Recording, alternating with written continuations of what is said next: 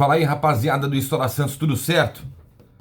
Tava dando uma olhada aqui, né, nos assuntos que estão rolando sobre o peixe e estão falando muito no tal fundo de investimento que vai chegar com quase 1,5 bilhão, né, de dólares para investir no Santos, que seria o mesmo fundo que administra, que é dono do Al Hilal, né, onde joga o Neymar, onde tem o Jorge Jesus. E eu queria bater um pouquinho um papo com vocês, porque confesso que no começo das SAFs eu tinha receio e eu era até contra a SAF no Santos. Mas vendo o que está acontecendo no clube, a dificuldade que o clube tem de ir ao mercado e como ficou competitivo, né, o mercado da bola com clubes que têm dinheiro, eu tô mudando a minha cabeça com relação a isso. E eu quero saber se você aprova ou não que o Santos seja SAF, Sociedade Anônima do Futebol, seja um clube empresa, tá? Vem comigo, eu sou Fabiano Fará, se inscreva no canal se não é inscrito, ative as notificações, deixa o like, comenta bastante aqui embaixo se você acredita que uma SAF no Santos deixaria o clube mais saudável, né, nas competições que terá pela frente, contando com acesso para 2025. Eu entendo o seguinte, hoje a gente fica, o clube que não é uma empresa, ele depende muito do caixa, das gestões, né, que rolam anteriores e atual. Se o clube não tem um fluxo de caixa bom, não tem uma saída boa de jogadores, né, e uma reposição à altura, deixa de arrecadar com premiações, que é o grosso, gente. O grosso que um clube de futebol arrecada é com premiações de campeonatos que disputa. Quanto melhor o campeonato, maior a premiação, né? Por exemplo, o Santos tem um prejuízo muito grande em não disputar a Copa do Brasil nessa temporada de 2024, uma competição que paga muito dinheiro por fase, né? Na Série B, premiação de 10 milhões de reais para o campeão. O Santos vai pagar 7 milhões de premiação para os jogadores para subirem. Isso aí é um outro tema também que eu fico meio aborrecido. E aí, você vê contratações que não são utilizadas, você vê quantificação e não qualificação, e tudo isso me deixa meio que pensativo com relação à SAF. Eu sei que há travas, né, numa SAF, por exemplo, que quem coloca o dinheiro, e se imagine na posição de um investidor. Se você colocar dinheiro num empreendimento, você quer que esse teu dinheiro dobre. Você quer o retorno. Você não vai botar dinheiro por amor ou no risco. Você vai colocar dinheiro em um lugar que possa dobrar o teu retorno.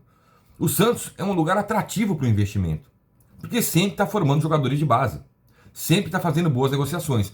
Por exemplo, recentemente o Galo disse que só em saída de jogadores em 2024 o Santos arrecadou 233 milhões de reais. Opa, né? E gastou 7 para montar o elenco, não contando impostos, é verdade. Mas gastou 7 milhões, 3 esse ano e vai pagar 5, né? A médio prazo, né? Vai pagar. Aí você pensa, caramba, se numa safra não tão agradável, que são jogadores que você,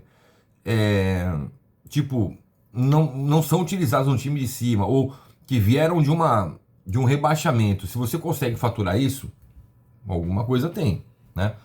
Tá ali a galinha dos ovos de ouro. E é claro que isso desperta a atenção dos investidores. Eu fiquei reticente no começo com o John Textor, porque o Textor tem um Botafogo no Brasil e tem outras equipes, uma na Inglaterra e tal, e obviamente que ele usa o Botafogo, né, como ponte para ir para as outras equipes, valorizar e dali fazer o negócio e dali que sai o dinheiro. Não é do Botafogo, não é a venda direta do Botafogo que vai fazer o Textor recuperar o que ele investiu. Ele tem um mecanismo que é um outro clube, né, num centro importante, que é o inglês, do futebol inglês, para colocar o jogador ali e se vingar, foi. Se não vingar, volta e aí compõe o Botafogo, que sempre está disputando títulos, né? Se é cavalo paraguaio ou não na reta final, é uma situação. Mas o Botafogo é finalista da Libertadores da América, é líder, né, do Campeonato Brasileiro, tá com premiação, ó, tá arrecadando com premiação. Era um time falido que de repente virou um time bem gerido, inclusive no futebol. O profissionalismo no futebol, e isso eu coloquei na minha cabeça, ele vem de pessoas capacitadas para cada função dentro de um clube. Se o produto fim é o futebol, você tem que ter um executivo de futebol capacitado, estudado, que tenha um bom salário, né? E que tenha boa relação no mercado para trazer jogadores. A boa relação não significa ser amigo do empresário A, B ou C e depender desse empresário, de comissão para empresário. Comissão para empresário existe sempre, nunca vai deixar de existir, tá? Porque ele é um facilitador da vinda de jogadores. Agora, grandes contratações, vultuosas contratações, né? De repente são feitas mais às claras, né? Com mais transparência. E isso o profissionalismo, uma empresa, traz. Você tem um compliance na empresa, né? O Santos hoje tem um CEO que faz o compliance, mas não é um clube profissional, é um clube gerido por pessoas que entendem de gestão, porém, o futebol, ele é muito mal administrado. Muito mal administrado mesmo. A performance em campo diz, pô, me fala, clubes que, por exemplo, são empresas, o Curitiba é uma empresa, e aí a performance no campo não tá rendendo, cara. Tipo, foi o primeiro ano de clube empresa. De repente vai haver um investimento maior. Há a dificuldade do investimento porque está na Série B, né? Mas a gente tem outros fatores que me colocam a favor da SAF. É acabar com...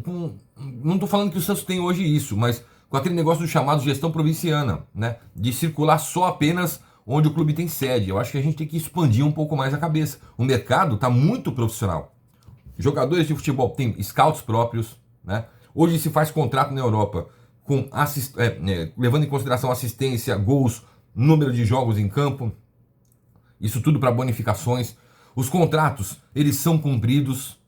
Então, o cara quando contrata tem que acertar demais, porque para tirar o cara dali que você contratou, investiu, para tirar vai ser uma grana, né? E aí você tem como repor e até ter um lucro, uma margem de lucro em cima disso. A gestão profissional é essa. E no Brasil falta muito isso. Acho que o Palmeiras é um clube que não é empresa, mas é gerido por uma presidente que é empresária. E aí você vê, o Palmeiras é saudável financeiramente, o Palmeiras não faz vultuosas contratações, faz belíssimas vendas e está sempre disputando títulos. Ou seja, arrecadando muito e vendendo por muito. A receita do Palmeiras é algo impressionante. As despesas são grandes também, mas a receita ainda supera a despesa. Então é isso que tem que ter. O futebol tem que ser superavitário. E numa empresa, você busca o superávit, né? O que é menos despesas, mais receitas. Obviamente que dentro de uma equipe de futebol, eu penso dessa maneira. As despesas são grandes e as receitas vão ser grandes também com as competições. Eu vejo hoje isso uma saída muito interessante para o Santos. Mas que não vai acontecer do dia para a noite, gente, tá? Voltando ao que eu disse no início do vídeo. Aquele empresário do Al Hilal tá rodando essa informação de que ele quer vir investir 1,6 bilhões de dólares no Santos por comprar um percentual do Santos. Prevê o estatuto que pode se SAF, pode ser vendido um percentual, mas é um processo, né, que passa pelo comitê de gestão, pela presidência, depois vem para o conselho, do conselho vai para o sócio. É um processo muito longo. E a gente já foi enganado no Santos com esse negócio de SAF, para mudar o estatuto, um estatuto que causa muito dano ao clube. Essa é a verdade, que amarra o clube, que não acabou com o comitê de gestão. Hoje a gente precisa ter uma mentalidade um pouquinho mais aberta dentro do clube, tá? E profissional. O Santos hoje, por exemplo, ele não tem grandes profissionais de mercado que vão atuar e vão fazer com que o clube, no ano que vem, na Série A, seja um clube competitivo. A gente vai ter o mesmo nível de contratações, talvez um pouquinho acima só para 2025. E é esse o meu medo. SAF é para se estudar a médio prazo no Santos. Eu sei que a torcida não gosta, pelo menos as organizadas já se manifestaram contra, mas lá atrás era cortina de fumaça. Hoje você tem que entender a situação do clube. Para você competir de igual para igual, você tem que ter uma gestão profissional, tem que ter receitas absurdas, grandes investimentos que vão trazer grandes retornos, que são os títulos e as premiações com os títulos. Não adianta o Santos ficar se limitando a Paulista, Copa do Brasil e Brasileiro e ponto final. Então, hoje eu vejo como uma possibilidade e eu gostaria muito, né, que isso fosse motivo até de debate com o sócio, com o torcedor do Santos, esse tipo de investimento, venda de um percentual do clube. Eu ainda sou a favor de que o clube tem que ter a maior parte desse percentual, ou seja, tem que ter o domínio das ações. A última palavra tem que ser do clube. Na minha opinião, tem que ser isso. Um investidor só para colocar, esquece. O cara vai querer uma parte do clube. Eu começo a enxergar isso como uma saída para o Santos. Tudo por causa das últimas gestões, que foram muito danosas ao clube, e você vê o Santos pagando hoje, jogando uma Série B, e você tem que escutar de jogador, escutar de dirigente, que na Série A esse time brigaria por Libertadores da América. Pelo amor de Deus, bota o Carille para dirigir o Fortaleza. Já que o Fortaleza estaria disputando, estaria na terceira colocação? Não, claro que não, pô. Né? Então a gente tem que pensar um pouquinho nisso também.